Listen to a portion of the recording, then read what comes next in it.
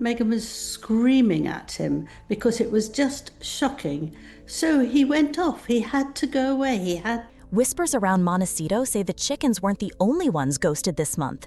Insiders say Prince Harry vanished into the Botswanan wilderness for 3 days. No wife, no phone, no security, no palace-issued curtsy instructions. Just poof, off-grid with his so-called African mom, TJ Evans, while Meghan was reportedly in full emergency Chardonnay mode back at their echoey estate. And the evidence just keeps adding up. Is this a midlife royal crisis, a spiritual safari, or, brace yourself, is Harry finally looking for an exit plan that doesn't involve matching Spotify mugs? Let's rewind to the glossy days of 2018. Meghan and Givenchy, Harry beaming like he just invented empathy, the global press fainting at every Sussex side-eye. The wedding, the Oprah interview, the Time cover, they were the it couple of transatlantic drama, part royal, part Netflix pilot, all perfectly lit. The promise? Reinvent the monarchy for millennials. The reality? A reality show without the cameras? Or maybe too many cameras? He was in such a state that he couldn't do anything else, right? And although it doesn't absolutely help him in his career as a royal or was a royal, but I just think that he was just falling to pieces. But then came the oh no, we actually have to deliver phase. Remember Meghan's podcast that sounded like a trauma TED Talk wrapped in a press release? Or Harry's press tour where he gave Lost Boy with publishing deal energy? Sources close to the crown, meaning people on Twitter with very expensive opinions, said tensions were boiling. Meghan was reportedly screaming after Netflix threatened to cancel their deal. Screaming. And Harry? Well, he packed up and flew to Botswana like a man fleeing not just a house, but a brand strategy gone wrong. He didn't just ghost Meghan, he ghosted himself. And let's not forget, Charlotte Griffins, Meghan's newest royal fanfic ghostwriter, buried this story under fluffier nonsense, because apparently a prince going MIA for 3 days is less important than whether Kate re-wore a blazer. He's going to absolutely tear them to pieces again. So that's his thank you for going back. Now onto the real tea, Harry's Botswana retreat, his reunion with TJ Evans, his maternal figure from the Diana days. Coincidence or strategic soul-searching? Some say he was seeking advice. Others say he was rehearsing an escape route, away from the Sussex brand, away from the suffocating Montecito monoculture. And guess what? A little birdie says he might have even brought up Chelsea Davy. Yes, that Chelsea, the one who actually got away. Is this nostalgia, or is Harry circling the drain of what could have been? Meanwhile, Meghan's allegedly playing chess with Netflix and Hollywood gatekeepers to stay in the game. Except every move looks more like checkers with a broken board. And if they're let loose, they will absolutely pull the royal family and everybody around them down. Let's zoom out. Public perception in shambles. Twitter's memeing Prince of Panic attacks. Reddit threads are tracking Meghan's disappearing inner circle like it's a true crime doc. Even the Daily Telegraph, a royalist fortress, ran a piece begging Charles to forgive his prodigal son. Forgive him for what? Ghosting a dying father, trashing the family on Oprah, and releasing a memoir with more sibling shade than a Kardashian group chat? Meanwhile, Meghan's peace-offering press blitz, hi Charlotte Griffiths, is giving desperation with a side of curated beige. The public isn't buying it, and neither is Buckingham Palace. When even Queen Camilla is getting more sympathy than you, it might be time to log off. And now, the finale, because here's what insiders are murmuring over iced lattes and NDA-protected brunches. Harry's gearing up to play his hand. No more placating, no more, yes, Meg, he's not folding anymore. September could be the showdown, a meeting with King Charles that isn't just about diaries or well-child galas, it's about picking a side. And Meghan, she's reportedly not invited. Netflix is waiting, the tabloids are circling, and Meghan, darling, this post-divorce special better be Oscar bait, because in your world, failure isn't the end. They're 40-year-olds, they're not young royals. Well, and they're different now. The vibe is different. Faster around Montecito say the mood has shifted. The smiles, Instagram perfect, but stiff. The hand-holding, more PR synergy than soulmates. Insiders say Harry and Meghan feel it too. Spotify dumped archetypes, their Netflix deal is stalling, and Invictus buzz just isn't breaking through. Then came the pivot. Meghan signs with Hollywood mega agent Ari Emuel, solo photo ops ramp up, and Harry's suddenly popping up at UK events, alone. Oh, and those bedtime diary entries to Archie and Lily? Let's be real, it's not for scrapbooking, it's content in waiting. Something's off, and baby, this isn't rebranding, it's survival mode. Rewind, if you will, to 2018. The world was enchanted. A ginger prince marries the dazzling American actress. Cue the carriage, the tiara, the gospel choir. Diana's son found his fairy tale ending. They were modern royalty, woke, warm, and winning hearts from Westminster to WeHo. Vogue covers, Oprah interviews, a 100 million Netflix deal. The Sussexes were going to save the monarchy or burn it down trying. And now they're struggling to save face. They are practically limping over the finish line, waiting for this contract to expire. Megflix, as of September, will be no more. Whilst they will keep Meghan on their books, I think that's more to do with that they are just waiting tick-tock for the divorce announcement. But behind the castle gates, or rather the wrought iron of their Montecito mansion, things weren't quite so glossy. Remember that media blitz, the spiritual healing retreats, the very public private jet trips? Sources say the couple was battling burnout, disagreement over strategy, and a little thing called narrative fatigue.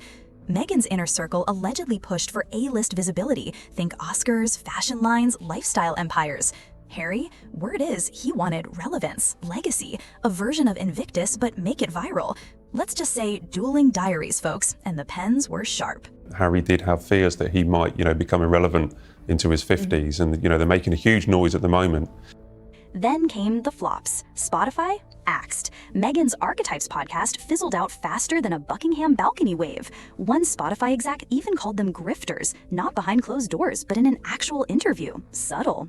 Their Netflix docuseries pulled in the clicks, but not the credibility. Critics labeled it grievance TV, and even the fans got fatigue. It was more eye rolls than Emmy buzz. And that $100 million deal? Let's just say Netflix seems more interested in actual content creators now. He then sold a story on the Queen the next day. He appeared on the Today Show talking to Hoda rather than about the Invictus Games, about his grandmother, telling the world that the Queen was not being looked after properly. She had people. He was auditioning as America's chief exposer-in-chief, and nothing got the base fired up like the Epstein files. In 2024, he stood on that political soapbox and declared, if re-elected, he'd release them all. No more secrets, no more sealed lists. The crowd ate it up like concession stand popcorn. It was classic Trump, bold, theatrical, slightly menacing. He positioned himself as the one man who wouldn't protect the elite, the man who'd lift the curtain. But fast forward to now, and that curtain is still down. Nothing new has been released since his victory. The truth bomb still ticking, or maybe already diffused. Let's get into it, because behind the curtain, things are shifting.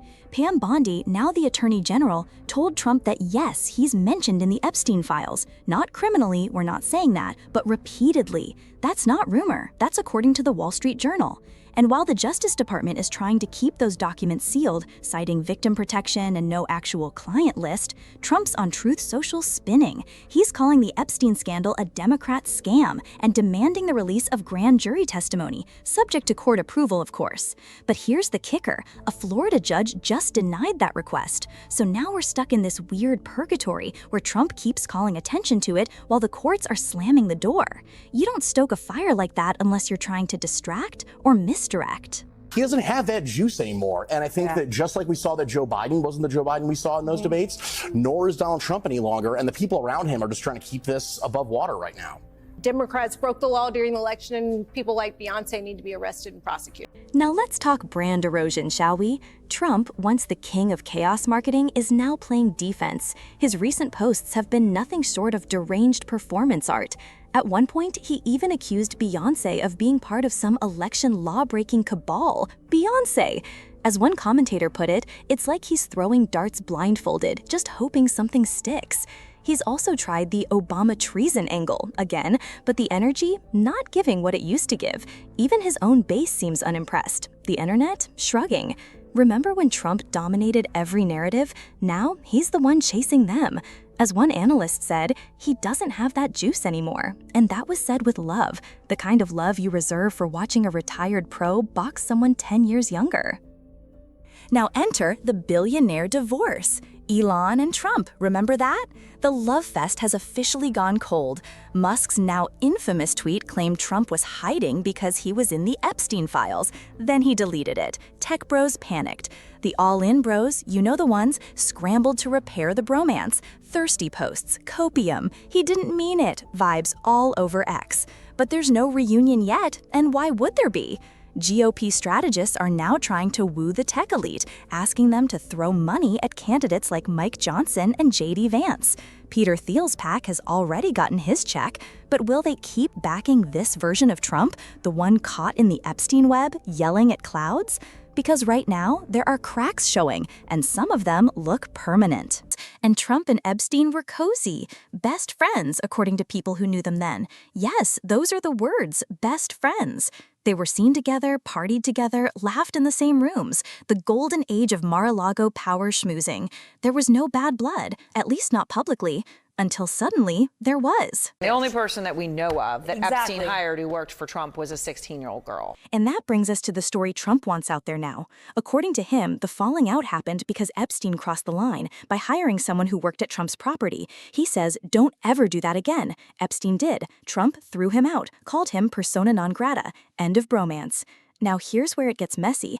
The only person we know Epstein hired from Mar-a-Lago was Virginia Roberts, later known as Virginia Giuffre, a 16-year-old who, as the record shows, was later trafficked by Epstein and Ghislaine Maxwell. Tara Palmieri spells that out in the transcript. The only person that we know of that Epstein hired who worked for Trump was a 16-year-old girl. Let that sink in. The president's new explanation of his falling out with Epstein, which he really has not wanted to talk about, right? He said, oh, the reason doesn't matter. I don't want to talk about it. Now he's coming out with this that it was about hiring people who worked for him. So Trump finally talks, but when he does, it's evasive. In one breath, it doesn't matter why we fell out. In the next, he absolutely wants us to know it was over this mysterious staffer incident. And when that narrative doesn't quite land, Trump pivots hard. Now it's a hoax, a political hit job, a drawing he didn't make featured in Epstein's infamous 50th birthday book. I don't do drawings, he says. I'm not a drawing person. Okay, then he's blaming the Biden administration. Yes, really, and James Comey. Somehow, in Trump logic, Comey and Biden are behind the Epstein files. Here's a fact to hold on to. Epstein was arrested while Trump was president. Let that marinate while we watch Trump try to rewrite the history books with a Sharpie. He said something new. He said, well, you know, any name in there could be a hoax. And just when you think the plot can't twist any harder, enter Ghislaine Maxwell, currently serving 20 years for her role in Epstein's trafficking ring. Her attorney publicly asking Trump for a pardon. And Trump not exactly slamming the door shut. He says, and I quote, right now it would be inappropriate to talk about it. Not never, just not right now. Meanwhile, Maxwell's pushing for an appeal to the Supreme Court, and we learn about private meetings with the DOJ, boxes of unknown material, and yes, drones capturing footage of it all. Senator Dick Durbin is demanding answers from the Justice Department, specifically whether a pardon deal is being floated, because if you listen closely, Trump's language is laying the groundwork for something.